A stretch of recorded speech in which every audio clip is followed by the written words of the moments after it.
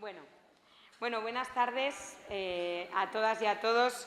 Muchísimas gracias por estar aquí esta tarde en estas jornadas que organiza la Fundación Pablo Iglesias con su presidenta, María Luisa Carcedo, que está hoy también aquí entre nosotros. Perdonad el retraso, pero ha sido una cuestión de fuerza mayor. Nuestra invitada Lina Gálvez viene de Bruselas, ha habido un problema con el vuelo, totalmente ajeno a ella y ha venido la pobre, directamente desde la T4 de Madrid, ha venido aquí al Escorial. Así que muchísimas gracias, Lina, por estar hoy aquí también y participar en esta mesa que lleva como título Justicia e Igualdad entre hombres y mujeres. Yo soy Pilar Bernabé, soy la secretaria de Igualdad del PSOE, miembro del patrona de la Fundación Pablo Iglesias, y es la primera vez que participo en unas jornadas, puesto que mi nombramiento es relativamente reciente, del último Congreso Federal del PSOE en Sevilla. Así que quiero agradecerle también a todo el equipo de la Fundación que ha organizado estas jornadas, que hayan pensado en mí para hacer de presentadora y, por supuesto, de moderadora de esta mesa que lleva un título que, sin duda alguna, a mí, aparte de que me motive, me compete y en el que estamos, desde luego, volcados desde el Partido Socialista, quien yo, como secretaria de Igualdad, represento. Lina Gálvez es eurodiputada del Grupo de la Alianza Progresista Socialistas y Demócratas. Es presidenta de la Comisión de Derechos de las Mujeres e Igualdad de Género del Parlamento Europeo y es una de las voces más lúcidas de nuestro partido, con una visión comprometida de una Europa más justa, más inclusiva y, sobre todo, más feminista. Lina es catedrática de Historia e Instituciones Económicas en la Universidad Pablo de Olavide, es doctora por el Instituto Universitario Europeo de Florencia y experta en políticas de innovación, transición ecológica y autonomía estratégica. Lina ha sabido tender puentes entre el conocimiento científico, el pensamiento crítico y la acción política, que en estos tiempos desde luego son más que necesarios poder juntar y poder unir tres cuestiones tan importantes que tienen que ver precisamente con ese conocimiento científico, con el posicionamiento crítico y con la acción política. En los momentos donde los negacionismos, y yo se lo puedo decir bien, que vengo de una tierra que es la Comunitat Valenciana, donde sabemos que el negacionismo mata en todas sus vertientes. En el ámbito de la igualdad, pues el negacionismo de la violencia machista mata. En el ámbito de la verdad, el negacionismo de la verdad con las fake news, que también sufrimos a diario y que yo las he sufrido en mis propias carnes en plena tragedia de la Dana, también mata a la democracia. Y desde luego el negacionismo climático, que también Lina conoce bien, pues también mata, ¿no? En mi tierra lo hemos podido comprobar. Lina, desde su escaño, trabaja por esa Europa capaz de responder a los retos, ya no a los retos del futuro, sino a los retos del presente, como es el cambio climático, la revolución digital, el envejecimiento demográfico y la desigualdad estructural, especialmente en la desigualdad de género.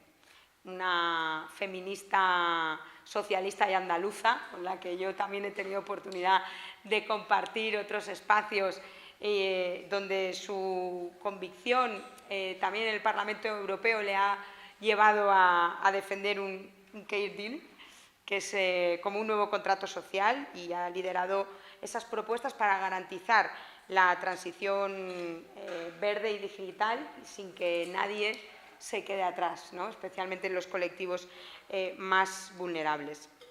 Su apuesta por una Unión Europea pues, más verde y mucho más feminista se ha traducido en iniciativas en el Parlamento muy concretas como es la gobernanza digital o la salud pública, la reindustrialización y las políticas de cuidados. Y desde luego os puedo asegurar que por lo que conozco a Lina lo hace desde una convicción profunda. Además de su trabajo legislativo, Lina mantiene una intensa actividad en los foros científicos, en redes feministas y en espacios de pensamiento crítico. Lina es una gran compañera que hace un gran trabajo en Europa, pero ha tenido también responsabilidades en el ámbito de la política española, especialmente la autonómica. Ha sido consejera en el Gobierno de Andalucía. Es una mujer que conoce perfectamente también las leyes y las políticas de igualdad de nuestro país a lo largo de nuestra historia. Y después de hacer esta pequeña presentación y siendo plenamente consciente de que Lina nos va a poder ofrecer una visión desde lo local a esa traslación a Europa y también cómo afrontarla hacia los retos del futuro, yo quiero, en este sentido, y con eso empezaré a esa primera parte, hablar de la política local, ¿no? de nuestro país, de España, y de las políticas que los gobiernos progresistas han sacado adelante en las últimas décadas para que hoy España en Europa sea uno de los países con mejores índices de igualdad de toda Europa.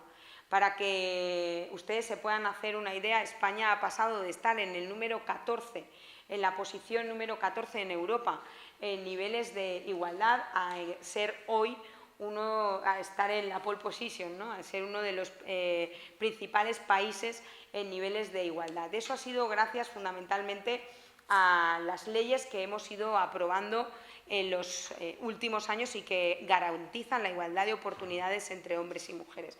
Y es verdad que todos esos avances se han conseguido en gobiernos que primero se iniciaron, por supuesto, con los gobiernos de Felipe González, que cogieron un impulso importantísimo en el gobierno del presidente José Luis Rodríguez Zapatero, donde se aprobaron leyes que hicieron que España fuera referente en leyes pioneras en la igualdad, como puede ser la del matrimonio igualitario, pero también la Ley Integral contra la Violencia de Género, de la que hemos celebrado el año pasado 20 años.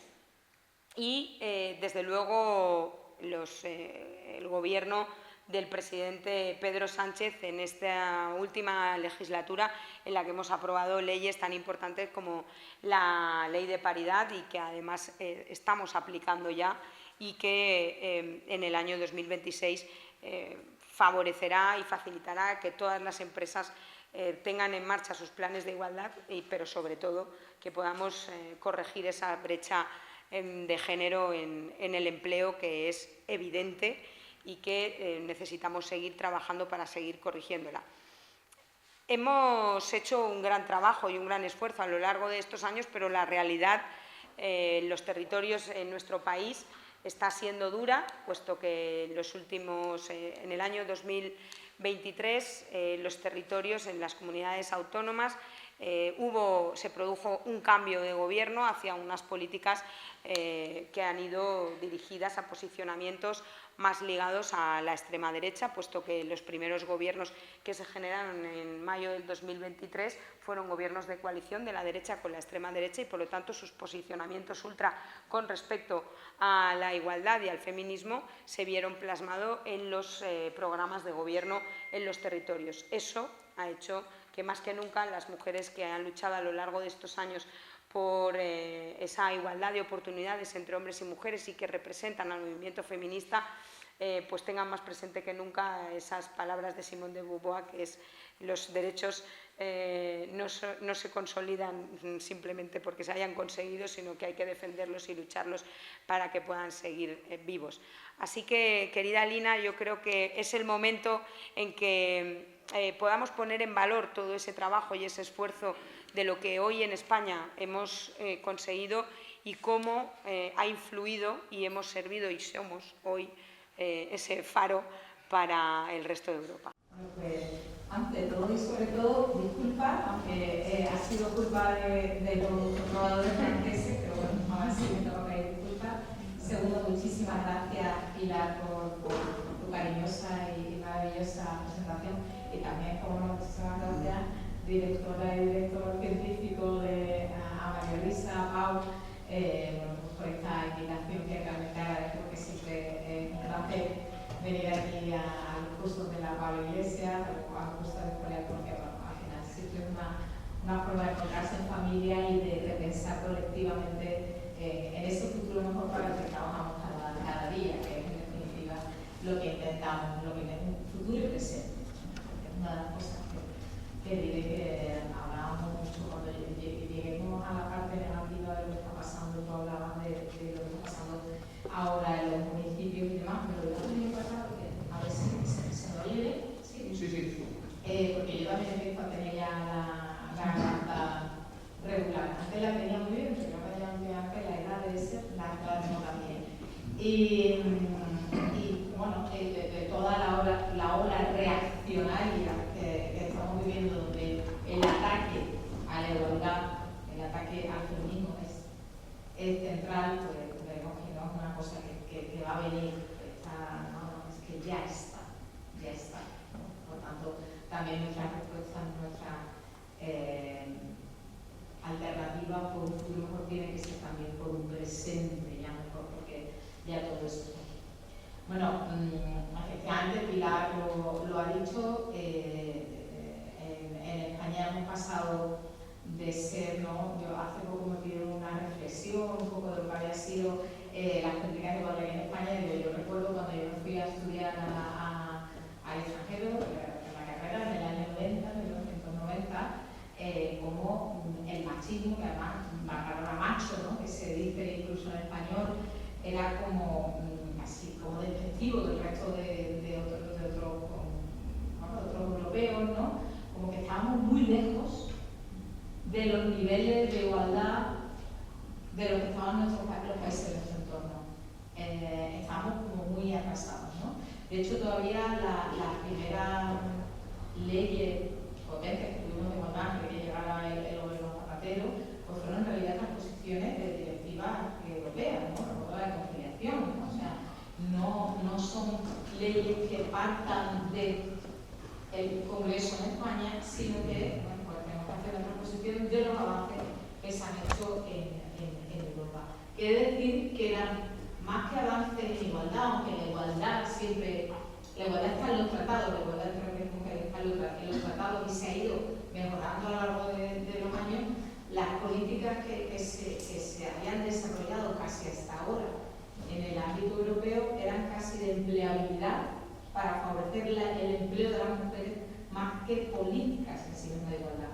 Porque una política de conciliación evidentemente está mejorando la igualdad, pero también está beneficiando que las mujeres puedan incorporarse al mercado de trabajo. Por tanto, había un interés económico de mejorar la empleabilidad de las mujeres más que de igualdad.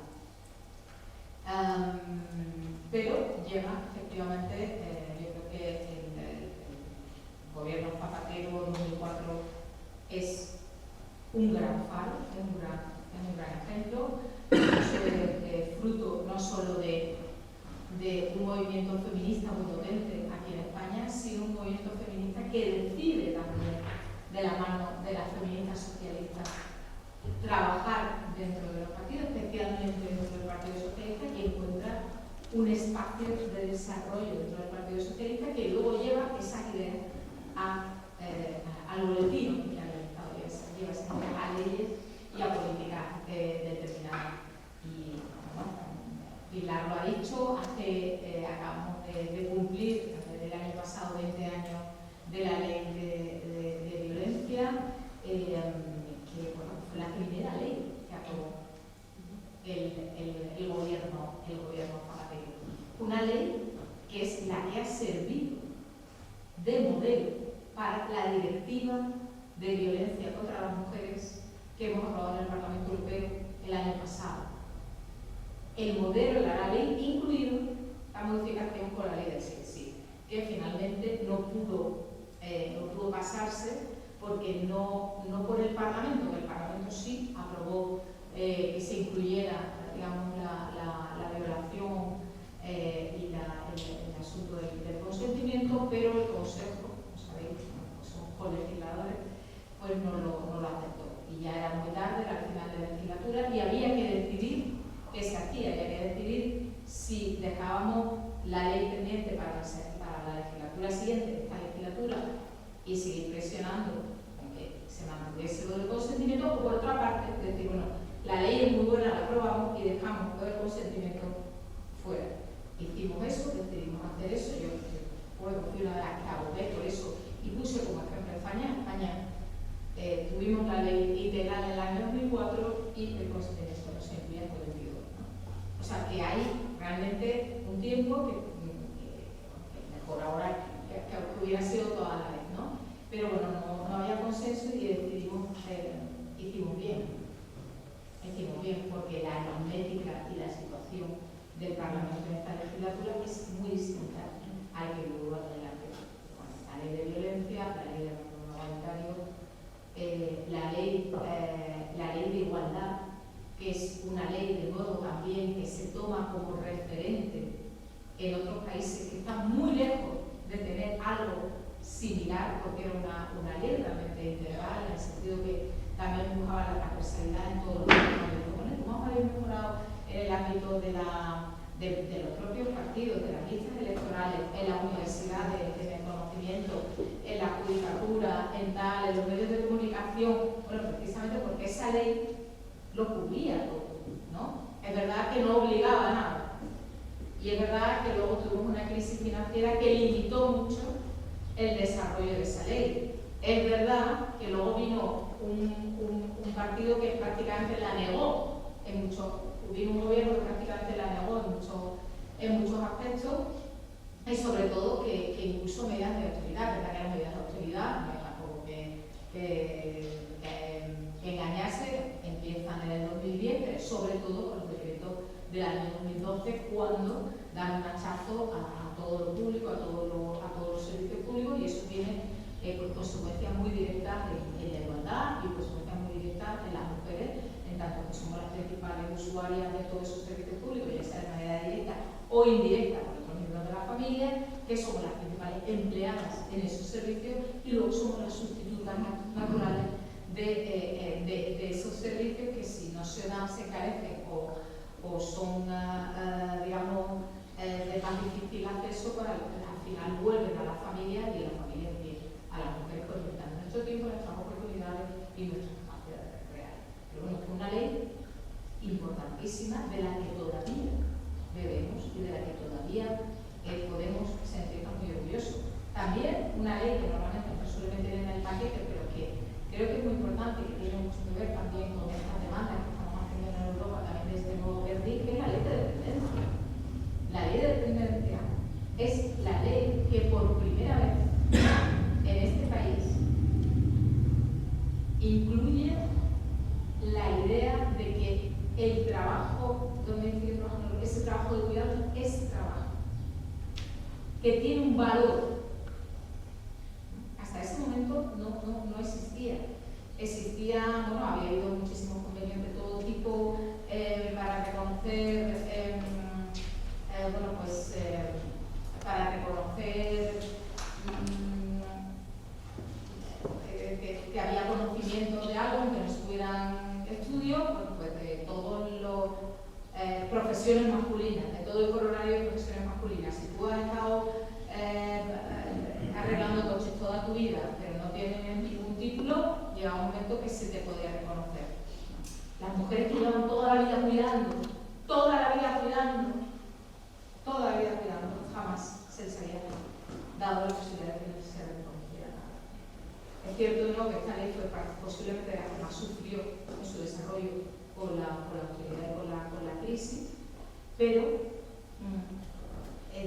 reconocía algunas cuestiones que son esenciales para avanzar en una profesión de realmente nuestras políticas públicas y nuestro día a día, ¿no? Luego, también la modificación de la ley del aborto, que hubo avances muy importantes en el primer gobierno paritario de la historia, y bueno, luego quedó un cierto letargo, pero no del todo, ¿no? ¿Verdad? Con el fenómeno Rajoy, bueno, pues, no se hacen grandes avances en igualdad, pero la cascada de las leyes previas, pues, siguió fluyendo de manera virtuosa dentro de la sociedad, dentro de las instituciones, dentro de los distintos sectores, y bueno, permitió que luego, cuando volvimos a tener un gobierno socialista, un gobierno progresista, pues pudiéramos retomar el avance de nuevo en medidas de los años. Y esto, bueno, pues en Europa, como lo decía anteriormente, hemos pasado de ser uno de los países que estaba más alejado al índice del Instituto Europeo de Igualdad, que mide todos los años, hace un índice compuesto muy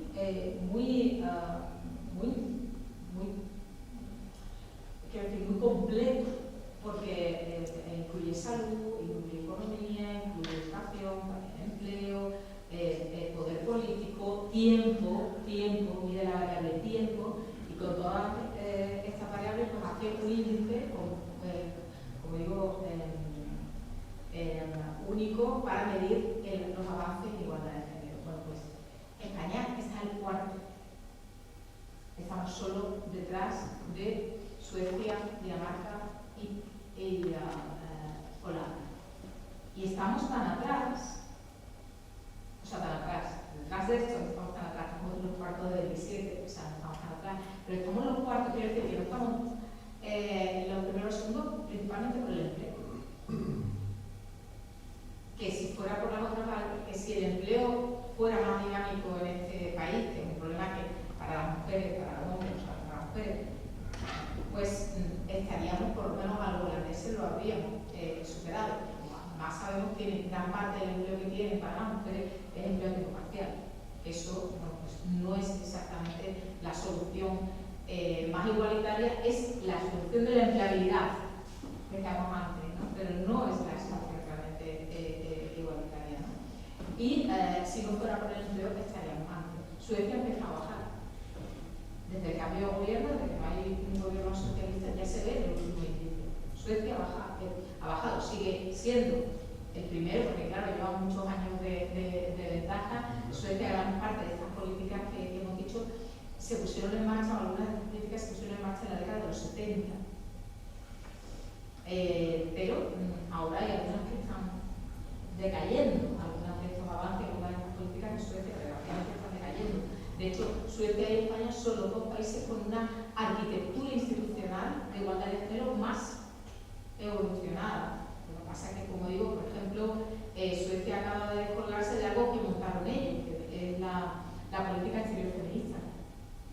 Algo que monta Suecia, que monta la que entonces era la Administración Exterior en el INTE, y ya Suecia se ha caído de ese marco.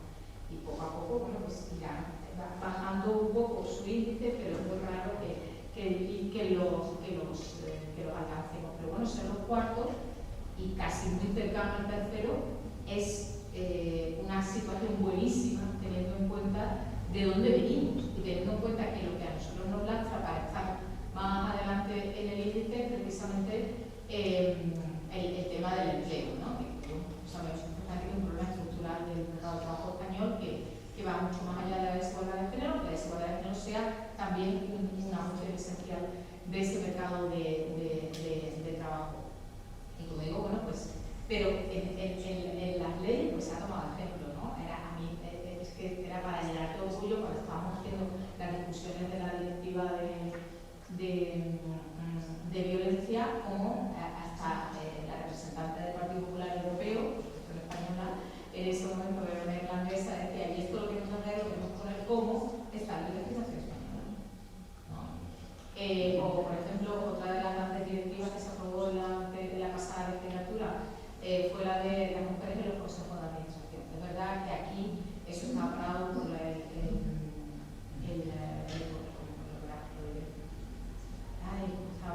la Misión Nacional de independencia y estaba parado, pero luego aprobamos una ley de paridad que va más allá de la directiva europea, porque incluye también otros ámbitos que no son solamente el ámbito privado de las empresas que cotizan en bolsa, ¿no? Hemos ido muchísimo más allá, y por ejemplo lo que ocurrió con el Colegio de Comisarios el verano pasado, ¿no? Que solamente iba a haber 6 comisarios de 27, no habría pasado si hubiéramos tenido no solamente una directiva de incorporación de mujeres en los consejos de administración de las empresas que cotizan en bolsa, sino si hubiéramos tenido una auténtica ley de paridad que hubiera forzado de alguna manera a los Estados miembros a proponer pues, a 3 posibles candidatos a comisarios en vez de tener que elegir a uno, que la mayoría de los Estados miembros eligieron hombres, y por eso luego la presidenta de la Comisión, Ursula von der Leyen, tuvo que ir negociando país por país, menos con los grandes, que por eso no negoció, porque con Francia no negoció. Francia se le cayó el comisario y al día siguiente había otro comisario sustituyéndolo, o sea que no negoció lo mismo, negoció con los pequeños, pero a los pequeños sí que los forzó a dar candidatas mujeres en vez de candidatos hombres, con la promesa de mejorarles la cartera, ¿no? Rumanía tenía, por ejemplo, un candidato, Rumanía tampoco sea tan pequeña, pero tenía en mente un candidato hombre, y al final pues, tenemos a la vicepresidenta, que es fantástica, Rosana Mizzato, que es la que lleva toda la cartera social y empleo, y es fruto, que esté Rosana Mizzato ahí, fruto precisamente de esa presión que hizo von der Leyen, que la hizo porque previamente desde el Parlamento y también los movimientos feministas y también algunas familias políticas polacas se la hicimos, ¿no? Y entonces, bueno, pues ya y ahora tenemos una comisión, un colegio de comisarios y comisarias donde solamente el 40% son mujeres, se llama justito, pero la propuesta inicial estaba muy lejos, mientras que la vez anterior sí que llegamos al 50%, tuvimos una comisaria exclusivamente de igualdad, que hizo la empresa Helena Dalli, mientras que ahora pues tenemos una comisaria que es de igualdad, de preparación y de resiliencia y tal. O sea, tenemos como un mix, ¿no? De muchas cosas, y sí que bueno, pues hay un compromiso un poco más débil, o observamos un compromiso algo más débil con la igualdad en esta legislatura de la que observamos en la anterior.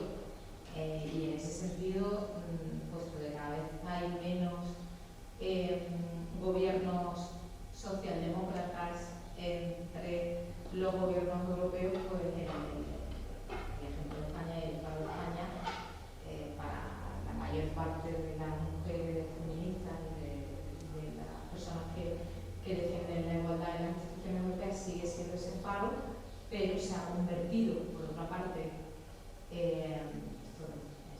no voy a decir nada nuevo, para todos aquellos que quieren acabar con las políticas de igualdad, que son en definitiva los que quieren acabar con la democracia, no nos olvidemos, pues es el objetivo a batir, y por eso continuamente bueno, pues hay debates también sobre España en el Parlamento Europeo que españolizan una agenda europea y que no nos hacen bien al mundo, ¿no?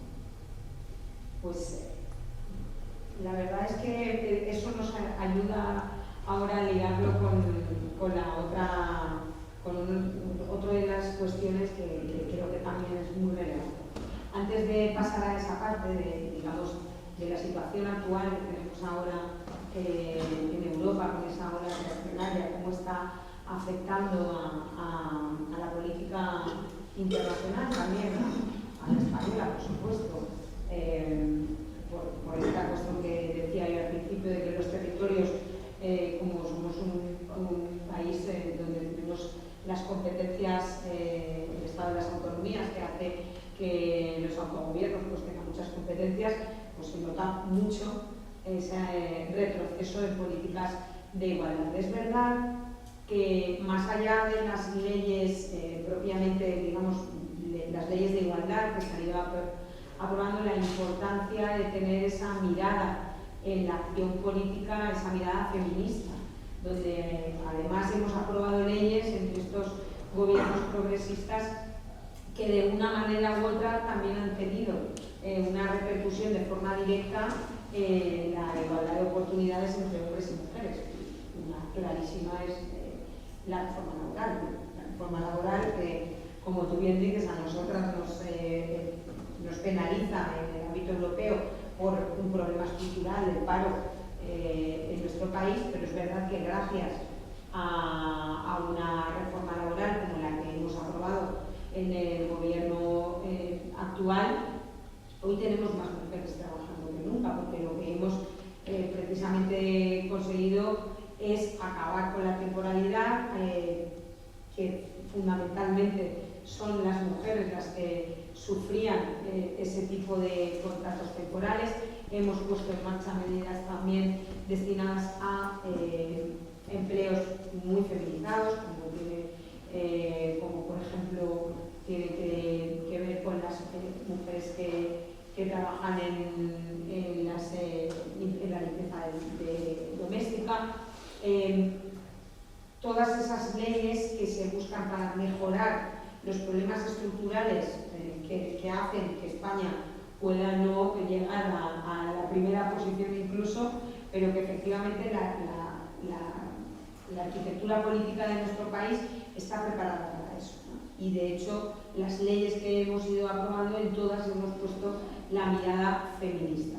Pero la realidad que estamos viviendo y que hace que efectivamente, como tú bien dices, España sea un faro, pero también un foco y por lo tanto una diana a la que disparar en ese sentido, porque es lo único que queda en este momento en Europa. Y la situación es verdad que requiere de una reflexión colectiva, especialmente en cuestiones que tienen que ver con la educación, que se ha tratado antes en la mesa de antes, y que uno de los temas era el tema de la educación, pero efectivamente las generaciones, y por tanto generando juventudes, es bueno también tratarlo, que tiene que ver con las generaciones más jóvenes, ¿no? Y los comportamientos sociales que conllevan en sus relaciones sociales, afectivas y que son, digamos, un poco que responden a los patrones que hoy pues en las redes sociales, en los espacios de socialización de los jóvenes, pues destacan por encima de todo discursos más ligados a la extrema derecha, absolutamente machistas y mosqueras que sin duda alguna afectan de forma directa y atacan de forma directa al feminismo, y especialmente en este caso, obviamente, a las mujeres. Sí, pero totalmente de acuerdo. Yo creo que sí que me gustaría compartir y que si alguno necesita más información sobre esto, que lo puedo compartir sin ningún problema. En el Parlamento llevamos unos años, hay un foro por los derechos sexuales y reproductivos, y llevamos varios años pues, precisamente investigando y conociendo cómo se está digamos, formando esta mentalidad, esta vuelta a lo que ellos llaman el orden natural, ¿no? Y sobre todo quién los está financiando, cuáles son sus estrategias, qué hay detrás. Y claro, tú decías, los jóvenes ahora mismo están en las manoferas, están ahora mismo más radicalizados, se ve en sus opciones políticas, ¿no? Cada vez la brecha entre las preferencias políticas de las mujeres y los hombres está aumentando, sobre todo en los jóvenes. En algunos países es ya brechas por encima de 20 puntos, por ejemplo en Corea, ¿no? No es casualidad que sea ese mismo país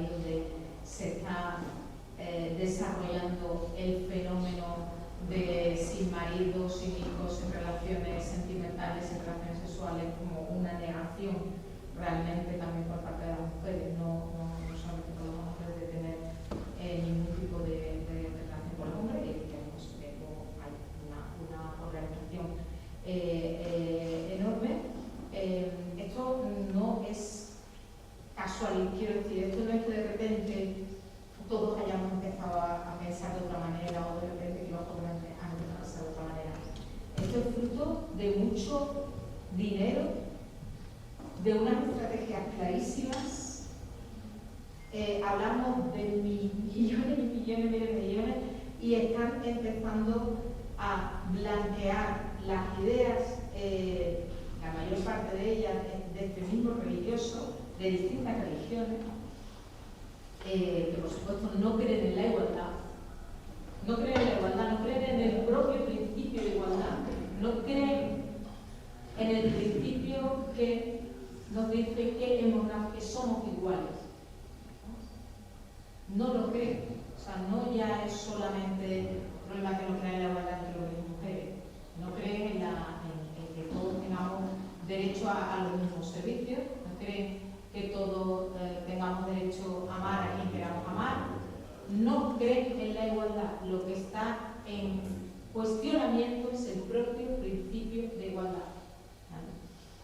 Estas ideas que vienen de extremismo religioso han sido blanqueadas a través de una red que al principio era más débil, pero que con el tiempo se ha hecho muy fuerte, financiada por oligarcas rusos, por grandes tecnócratas norteamericanos, por las propias iglesias, por aristócratas europeos, por aristócratas también de nombres de grandes sagas empresariales aquí también de este país, que se han ido encontrando de forma clara, al menos desde el año 2013, en el Foro de las Familias, donde han ido poco a poco creciendo, teniendo, y digamos, de ahí sale, de ese embrión sale la internacional ultra, porque ahora mismo hay una internacional ultra,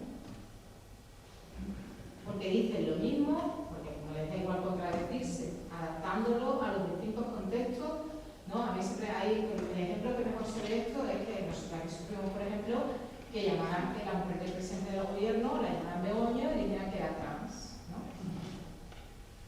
Pero es que previamente eso ya le había pasado a Brigitte Macron en Francia y previamente a Michelle Obama en Estados Unidos, ¿no? Pero da igual.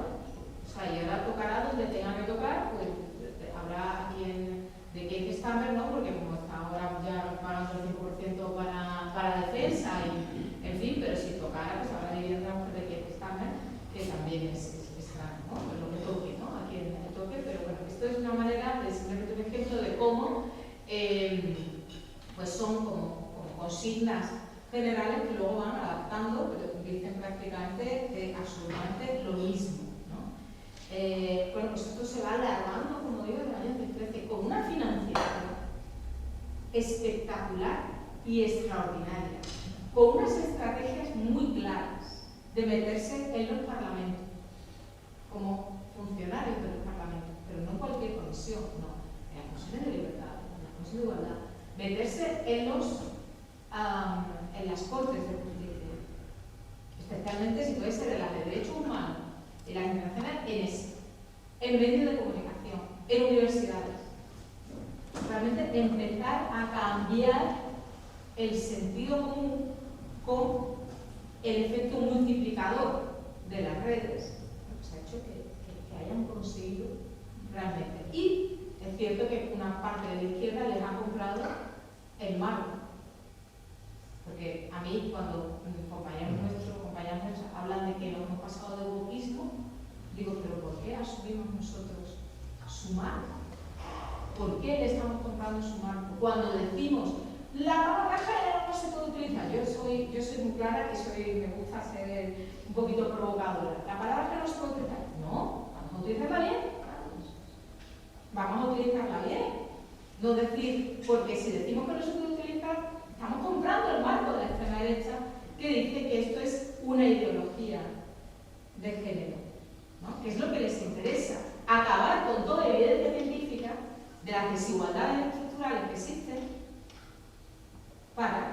justificar que no hay nada real, que esto simplemente es una cuestión ideológica, ¿no? Se quieren cargar el eje, se lo quieren cargar. Primero, ¿cómo se lo quieren cargar? Diciendo que no hubiera presupuesto para el eje.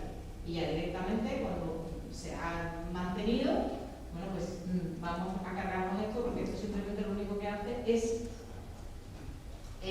ser el portavoz de unos valores que ya no son los que ahora están representados en el Parlamento ni en el Consejo, ¿no? Entonces, realmente no estamos frente a algo tremendamente estructurado. Mientras que los temas de igualdad, cuando estaba haciéndose fuerte, eran como, bueno, sí, el tema de los derechos sexuales y reproductivos era un tema central para ellos, pero no tienen la centralidad que tienen ahora. Ahora yo creo que ellos mismos se han dado cuenta de que electoralmente su problema está en las mujeres, que no les votan, que no crecen más porque a las mujeres no les votan, y han empezado ahora han empezado a cambiarla, a buscarla de la siguiente manera. Entonces han integrado digamos, dinamitar todos los avances de igualdad como algo central de su discurso, porque además han encontrado la manera de unirlo con un aspecto central de su discurso, que es la anti-inmigración y la xenofobia.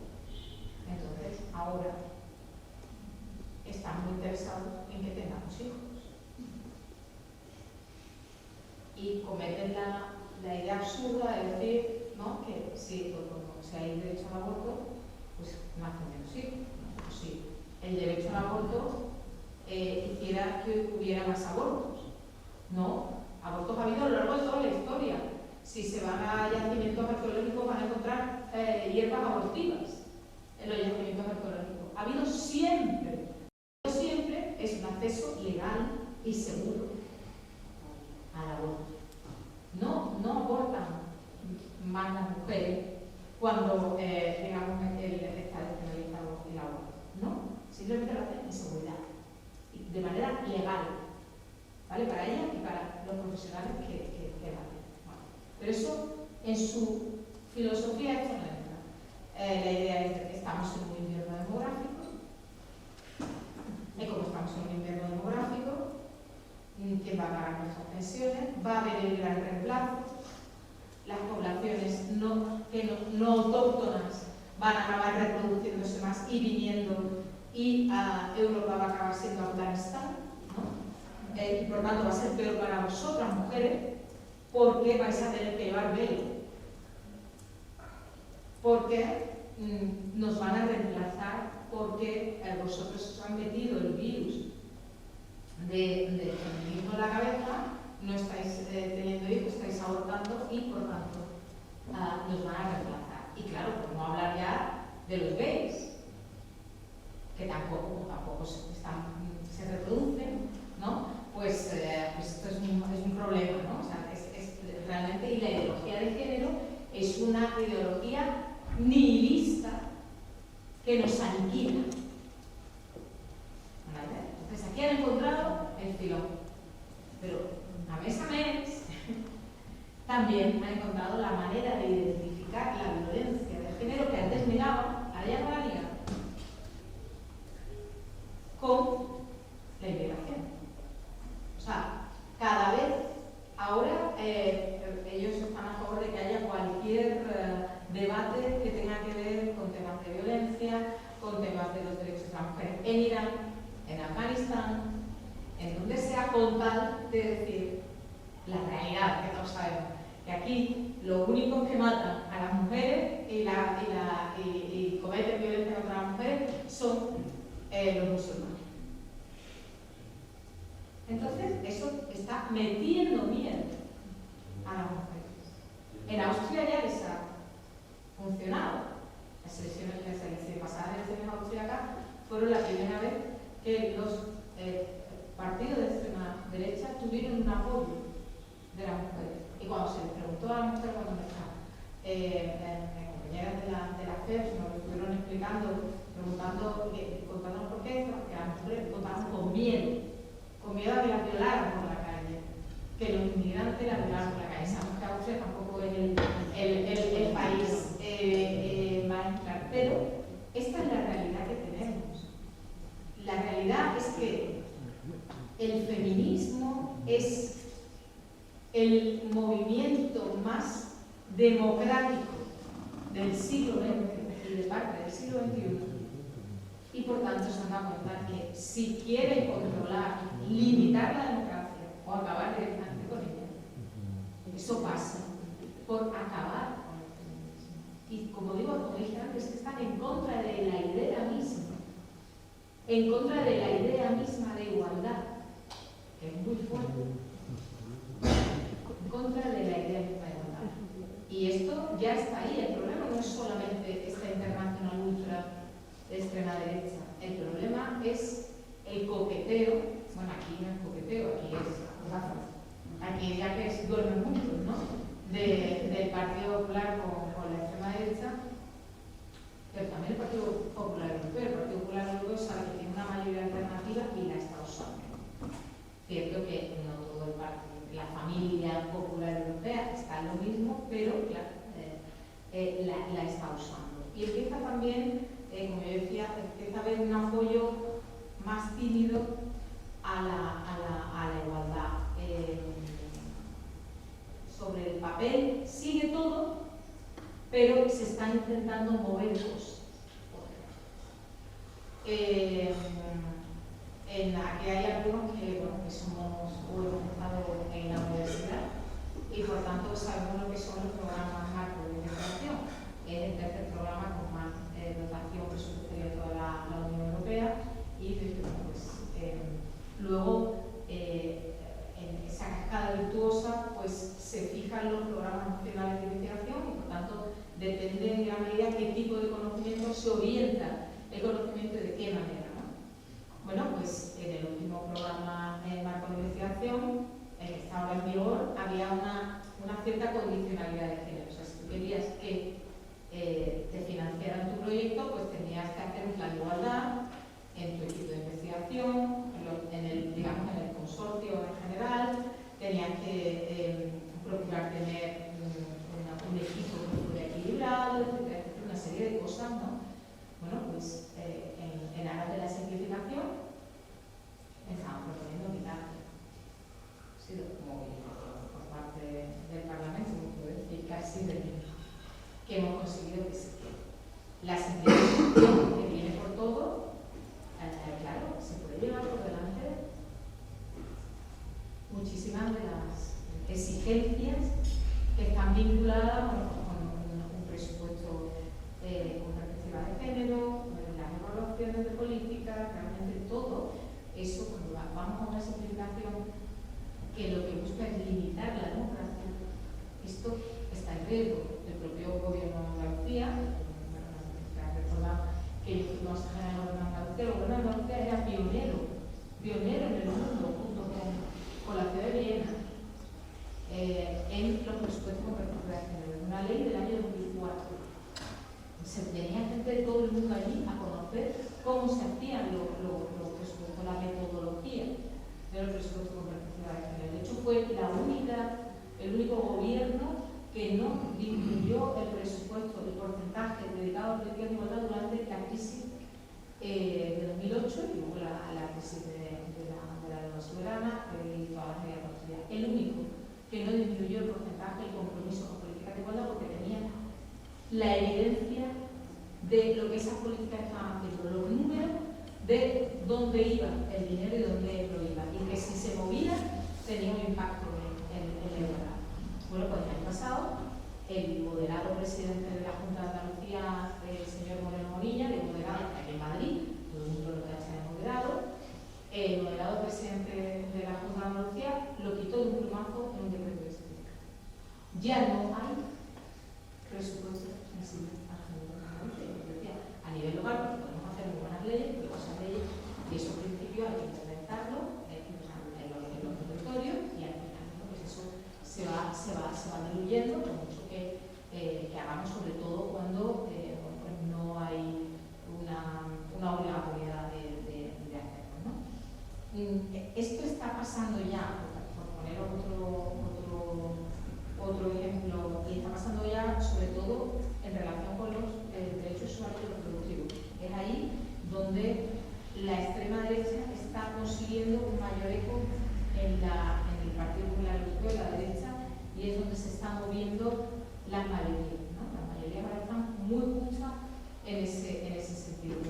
durante, llevamos justo el tiempo. Sí, bueno, ejemplo punto, y a quien le guste la intrahistoria de cómo se hacen determinadas leyes o cómo se hacen determinadas políticas, pues se va a contar que hace muy poco, bueno, pues, cuento esta porque fue la semana pasada. Y el sistema dentro de las instituciones del el sistema de trílogo. El Parlamento lleva su posición, el Consejo, que es colegislador, lleva su posición, y luego está ahí la comisión para mediar, para dar soluciones, y por eso es lo que tiene la iniciativa legislativa. Normalmente no es que los trílogos siempre lleguen al final, pero normalmente cuando se quiere acabar un expediente siempre suele ser al final de una presidencia de un Estado miembro, en este caso la polaca, pues querían terminar con la directiva de derechos de las víctimas, donde queríamos meter que hubiera una mención a el acceso a un aborto legal y seguro para mujeres víctimas de violación. ¿Vale? O sea, no estamos víctimas de violación. Pues el Consejo no tiene. La mayoría, el Consejo no había mayoría suficiente. Imaginaros en qué Europa estamos entrando. No había mayoría suficiente. El problema vino dentro de la delegación del Parlamento. Yo estaba presidiendo ese trílogo cuando el representante, el ponente de la Comisión de Libertades, empieza a decir algo distinto que la ponente de la Comisión de Igualdad. La ponente de la Comisión de Libertades, el representante del PP español, que no ha votado en su vida nada a favor del aborto a nivel en el Parlamento Europeo, y que empieza a darle la razón al Consejo. Y en esa, al final, claro, nos querían mantener ahí, pero a las 5 de la mañana ya decimos, bueno, agotamiento y llegamos a un acuerdo. Y yo dije o sea, que para la mujer de una única, se para el tiempo. Pero todo es como una manera de transaccionar, de que cedas, de que se acordara todo lo demás para luego decir, fíjate, no tenemos directiva de víctimas, porque aquí estas feministas locas no son capaces de ceder en nada, ¿no? Y es esta idea transaccional de la igualdad y de los derechos que se está imponiendo cada vez. Y si entramos en ese marco, estamos mejor. Y nosotros como familia política tenemos que y con esto acabo, tenemos que conseguir que la lucha por la igualdad sea central, absolutamente central, y no sea una guinda, no sea digamos algo que cuando todo va bien, pues está bien, se pone ahí, todo bien, todo contento, porque no hay ningún problema, no hay nada que repartir, pero cuando las cosas se ponen mal, pues transaccionamos con la igualdad. Porque en esa, ahí estamos entrando. Y hay que estar preocupados, alerta y sobre todo pertrecharnos y ser muy queridas, muy enfermas. Muy bien, muchas gracias, Lina. Yo creo que, como tenemos también un margen por poco que tenemos, pero para poder dar la palabra a las personas que hoy nos acompañáis, pero es verdad, yo esto coincido con Lina plenamente, y es que los retos fundamentales que tenemos ahora es que el feminismo tiene que ser nuclear en las políticas, y sobre todo en las políticas de nuestro partido, pero sobre todo en las políticas progresistas en general, ¿no? Porque efectivamente va a ser las que determinen los resultados electorales en los próximos comicios. Y efectivamente para eso necesitamos que un partido como el Partido Socialista en este caso, que tiene una trayectoria feminista de tantos años, con tantas mujeres referentes que a lo largo de los años han acompañado a los distintos gobiernos a llevar adelante estas políticas que nos llevan hoy a ser el país que somos, De esas mujeres y de esas maestras o de esas referentes tenemos que beber. Tenemos que beber y necesitamos además aplicar. Hoy estamos en un momento en el que los bárbaros han saltado hacia el muro. Esa es una realidad. Los bárbaros estaban al otro lado del muro, ahora lo han saltado y están en los palacios, en las instituciones, en todos los espacios de decisión, y aunque se salieran de los gobiernos autonómicos, han pactado los presupuestos y, como tú bien dices, el presupuesto es la regla de la política.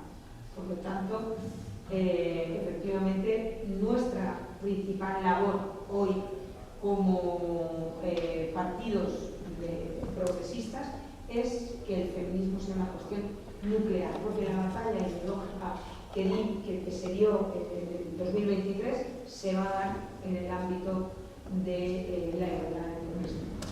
Y voy a dar la palabra para que podamos en este momento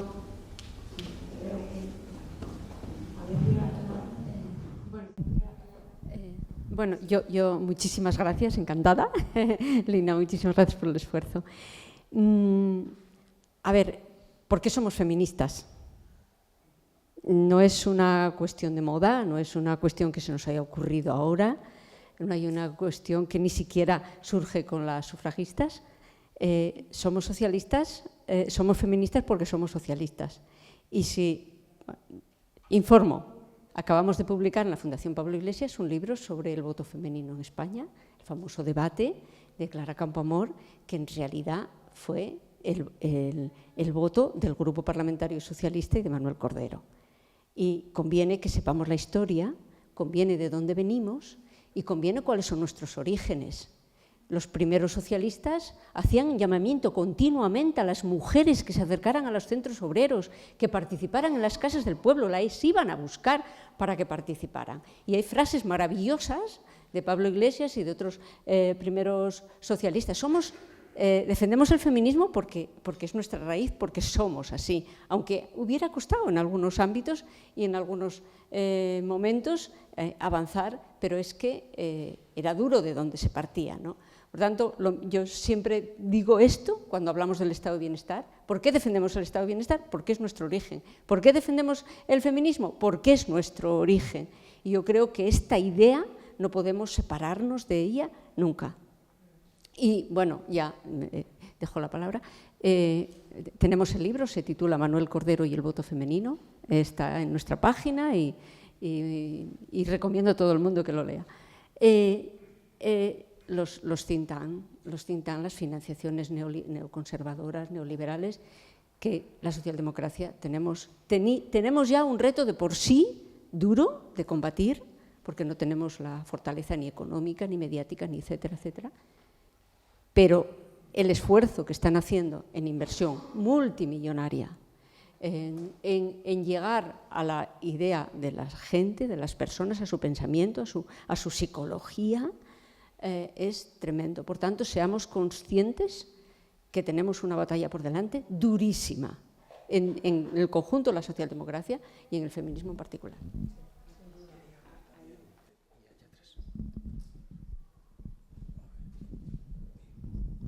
Hola, buenas.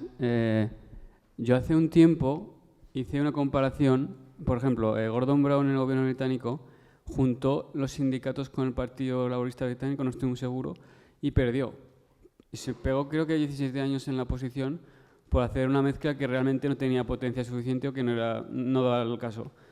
Sin embargo, Zapatero, al regular la ley de matrimonio igualitario o, por ejemplo, el tema de la igualdad de género, ahí dio en un botón que se podía votar con muchos dedos, ¿vale? Entonces, yo creo que es bueno lo que estáis haciendo, pero realmente yo os preguntaría, ¿qué tendría que hacer yo para ser más feminista?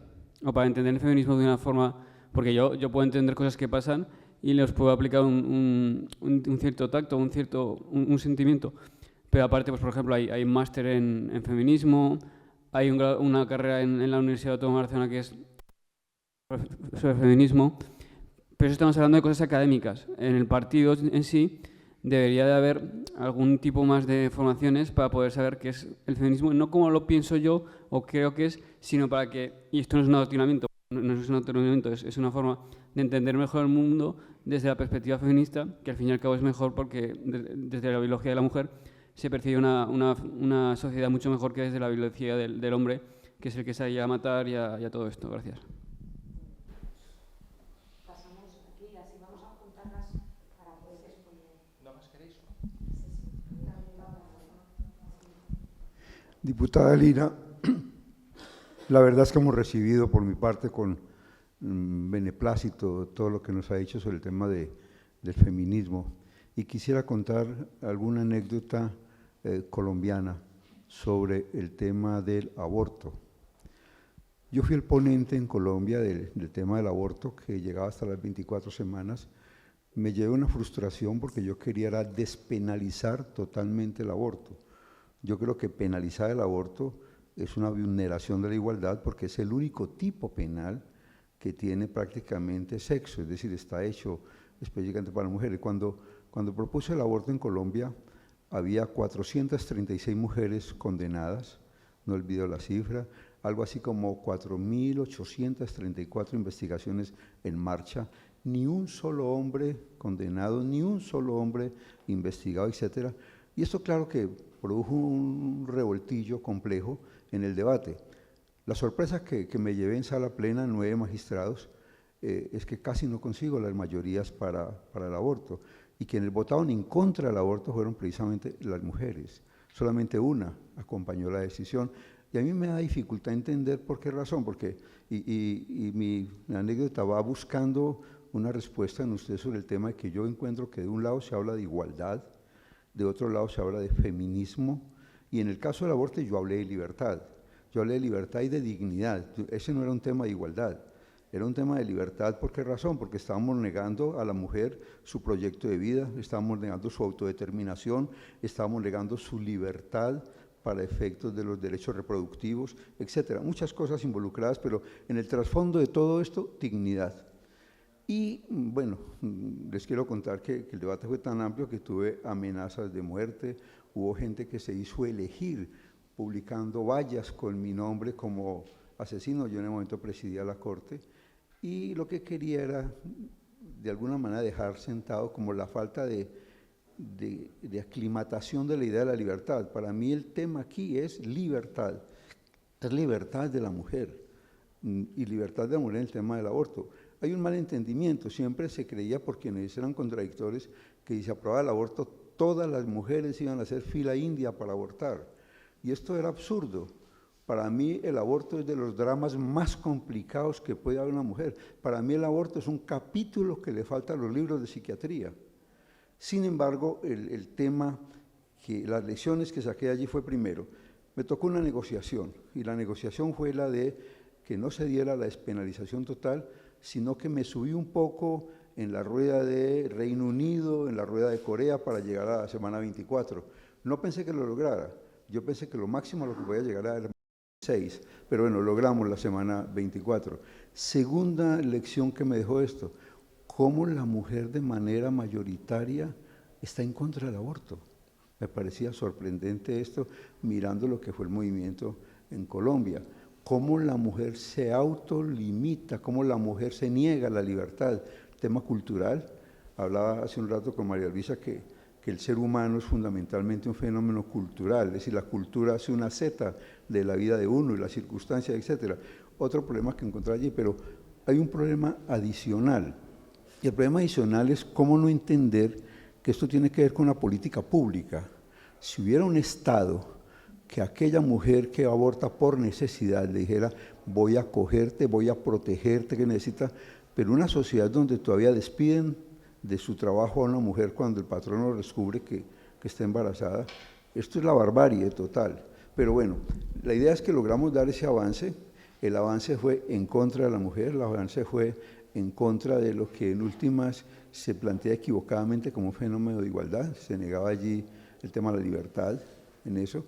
Y de otro lado, la posibilidad de manejar esto, aclimatar esto como un fenómeno de política pública de los estados. Entonces, mi pregunta está en ese sentido. El tema del aborto, ¿usted lo asume como un fenómeno de igualdad o lo asume como un fenómeno de libertad, como lo pensaba yo con trasfondo de dignidad? Muchas gracias por todo lo que nos ha dicho. ¿Alguna pregunta más? ¿Una más?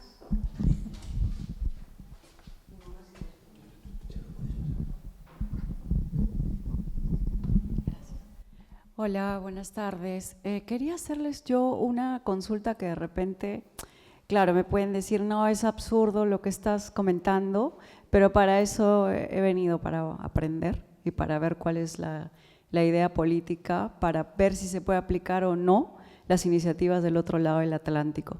Hay un principio muy importante en América, que es el tema de que debe prevalecer siempre el derecho a la vida y de que desde el momento de la concepción pues se debe de respetar este tema. Pues hay como una tendencia ahora para promover de que así como las mujeres desde muy jóvenes pueden tener libertad sexual, es como que también darles orientación y enseñarles a que ellas puedan decidir desde jóvenes qué es lo que quieren, ¿no? Por ejemplo, ¿sueñas con ser madre y tener hijos a largo, mediano o corto plazo? ¿O es que quizá quieres ser profesional, hacer másters, doctorados y tener una vida profesional?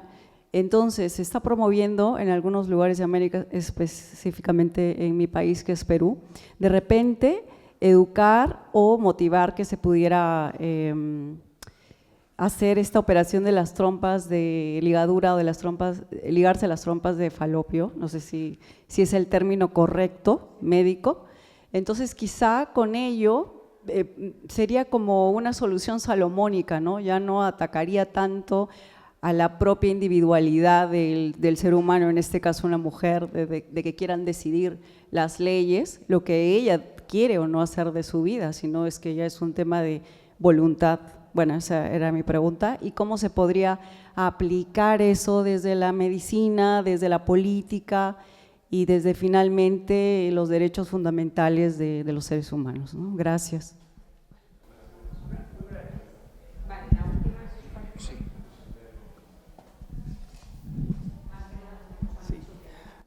Hola, ¿qué tal? Solo una pequeña pregunta. ¿Cómo les va con para tratar de conseguir algunos consensos mínimos con algunas fuerzas un poco, específicamente con el Partido Popular? ¿Cómo les va cuando hablan con las mujeres del Partido Popular? ¿También son reaccionarias o, digamos, pues pareciera que se pudiese construir una alianza transversal desde las mujeres hacia este tema? Yo creo que además los hombres tendríamos que ser los primeros feministas, pero digamos, lo que no consigo es que no haya un consenso mínimo ahí entre todas las mujeres de las fuerzas políticas. Bueno, yo voy a hacer sobre todo por una cuestión que me toca a mí como secretaria de Igualdad, por una pregunta que me habéis hecho concreta con respecto a la formación, que yo creo, y María Luisa lo decía antes muy bien, ¿no? Tenemos que conocer nuestra historia para entenderla y para entender sobre todo la importancia de, como ella bien decía, somos feministas porque somos socialistas. Pero, y esto desde luego no solamente tiene que ser en el ámbito académico, que también por supuesto, tiene que ser en el ámbito de la educación primaria y secundaria, que es fundamental, que esto es un problema hoy en los territorios, puesto que volvemos otra vez a los gobiernos autonómicos que han hecho que, por ejemplo, en los gobiernos donde gobernaba la izquierda hasta 2023, en los currículos de los colegios y de los institutos estaban en marcha los planes de coeducación, y cuando han llegado al gobierno directamente han desaparecido los planes de coeducación, donde en la formación para el profesorado el primero de las líneas formativas para los profesores era precisamente en planes de igualdad, y también lo han eliminado y han puesto inteligencia artificial, porque es esa manera de ir borrando todo lo que tenga que ver con feminismo, con igualdad, y desde luego en el ámbito de la educación primaria, que es la base fundamental para que los niños se vayan educando en igualdad, lo vayan eliminando. En el ámbito del partido, Nosotros, la voluntad en este momento, y quizá más que nunca, por las circunstancias que todos sabemos, vamos a poner en marcha la escuela feminista. Una escuela feminista donde la podamos llevar a los territorios, que sea federal, pero sobre todo que los territorios, nuestras secretarias de igualdad y las ejecutivas de cada una de las federaciones puedan poner en marcha esas escuelas y también generar protocolos de bienvenida a los nuevos militantes, a las nuevas personas militantes, que conozcan a través de la formación la historia de nuestro partido y desde luego tiene que ir ligada al movimiento feminista. Y esto nos va a ayudar mucho. Hay otra cuestión fundamental, de la que no hemos hablado porque a veces se cuesta hablar, que es el de las nuevas masculinidades, que también hay que trabajarlas. Y que hace que los jóvenes hoy necesiten una educación en esa nueva masculinidad, porque no es menos cierto que en los últimos tiempos quizá no hemos puesto un esfuerzo demasiado importante en ayudar a los jóvenes a que entiendan, me refiero a los jóvenes chicos, a que entiendan esa relación de igualdad y de la realidad que viven ahora. Hoy, y todos los informes que leemos al respecto también, de ese crecimiento del machismo entre los más jóvenes, viene en gran medida también porque se sienten amenazados por sus compañeras y sus amigas. Y esa es una parte en la que hay que trabajar esas masculinidades. Hay que trabajar con ellos para que puedan entenderse. ¿Dónde? En el ámbito escolar. Y ahí es donde tenemos que hacer un especial hincapié. La política es clave para eso. Cuando hablaban de las iniciativas legislativas, son imprescindibles, porque son las que generan los avances. Sin las medidas legislativas no vamos a poder conseguir avances de ningún tipo. Sería impensable si no hubiésemos puesto en marcha la ley de paridad, que el año que viene las empresas tengan que decir, tengan que justificar exactamente que no hay una brecha salarial, que tienen que publicar los sueldos que cobran las mujeres y los hombres, y lo hacen por obligación. Tenemos la obligación de tener consejo de administración paritario porque la ley les obliga. Y cuando ahora las empresas españolas que trabajan con la administración americana les dicen, oiga, mire, esto de la igualdad, voy a estar relajándolo, que la administración Trump no entra en nuestros planes, pero cuando lleguen a España van a tener más remedio que aplicarlo, porque aquí sí que hay leyes que obligan a eso. Por eso las medidas legislativas son imprescindibles. Yo creo que, desde luego, el aborto tiene una visión mucho más amplia de igualdad, de feminismo, y hay que verlo desde todas las perspectivas. Desde luego, hoy, en este país, tenemos un problema muy serio que estamos viendo cómo los propios ayuntamientos están pagando oficinas antiaborto para que ayuden a las mujeres a que no aborten. Esto es pagado por dinero público. Y esta es una realidad que estamos viviendo en este momento en nuestro país. Por lo tanto, requiere sin duda alguna de gobiernos progresistas, pero que tengan claramente la mirada feminista como cuestión nuclear.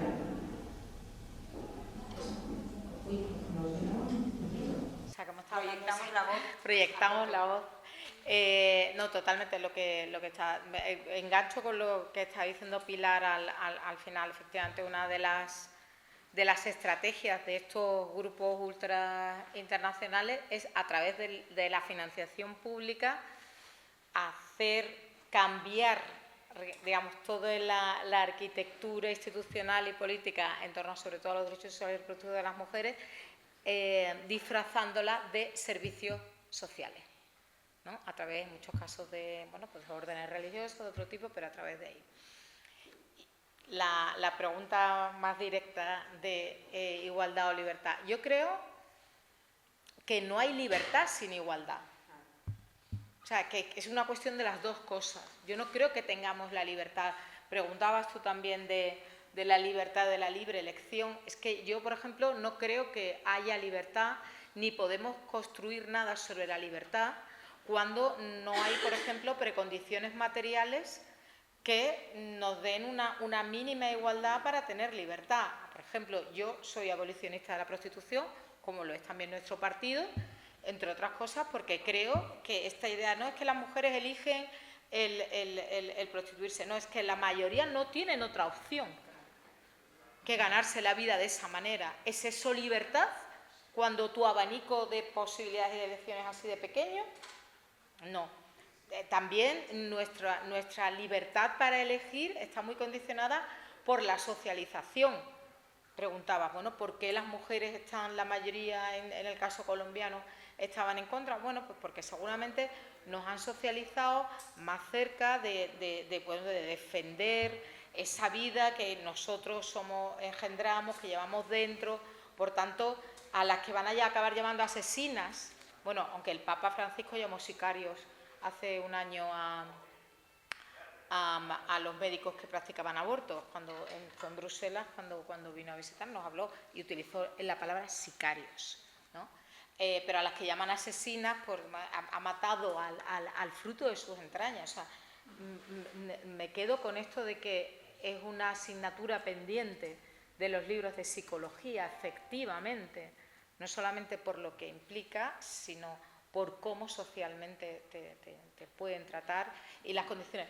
Voy a terminar y ahora ya me da, si quieres, la réplica. O sea, yo creo que la socialización es muy diferenciada y es eso lo que hace el sistema patriarcal, nos socializa de manera completamente distinta, porque ella, incluso desde antes de nacer, si se me permite, ahora hay fiestas para revelar el sexo de la criatura y salimos del hospital. Nosotras salimos ya con las orejas perforadas. Desde que nacemos nos dan una identidad, nos socializan de una manera distinta y diferenciada. Y por último también las oportunidades que te va dando la vida te hace ir cambiando, ir adaptando tus preferencias, ¿no? Yo siempre cuento que yo me crié en una base militar. Claro, te crías en un sitio, ves los aviones y dices, yo también quiero ser piloto. Para el piloto tenías que ser por el ejército. Y en mi generación yo no podía entrar en el ejército. Luego ya, más adelante sí. Por tanto, piensas en otra cosa. Ahora me alegro, por Dios, de no ser piloto. Ahora me alegro de que me lleven los pilotos, pero de no ser piloto. Pero tú te adaptas a otra cosa y dices, si esto no puedo serlo, pues tus preferencias van cambiando. Por tanto, tu elección es una elección adaptativa y en función, pues, de tus precondiciones materiales, de la socialización y de tus preferencias, ¿no? Entonces, yo creo que no es decir libertad o igualdad. Yo creo que son dos cosas que van especialmente unidas y efectivamente tiene toda la razón en decir que es el ámbito en el que se produce la discriminación por sexo más pura en todo el ámbito, efectivamente. Yo no soy jurista del ámbito del derecho penal, pero antes he mencionado la Directiva de Derechos de las Víctimas. Yo le pregunté al ministro de turno, que en este caso era el polaco, que el pobre hombre me decía, pero si yo estoy de acuerdo contigo, pero tengo que hacer la voz, ¿no? Yo le pregunté, estamos hablando de víctimas de violación. La violación es un arma de guerra, es un arma que se usa en los conflictos. Y dice alguien, sí, pero también se viola a hombres. Digo, sí, también se viola a hombres, pero los hombres no se embarazan. Los hombres no se embarazan cuando los violan. Las mujeres se embarazan cuando las violan y se usa como un arma de guerra para perpetuar además el daño a lo largo de toda tu vida, porque estás teniendo el hijo del enemigo, no solamente del que te ha violado, sino que el que te ha violado como crimen de guerra, ¿no? Entonces le pregunté, digo, ¿hay algún otro caso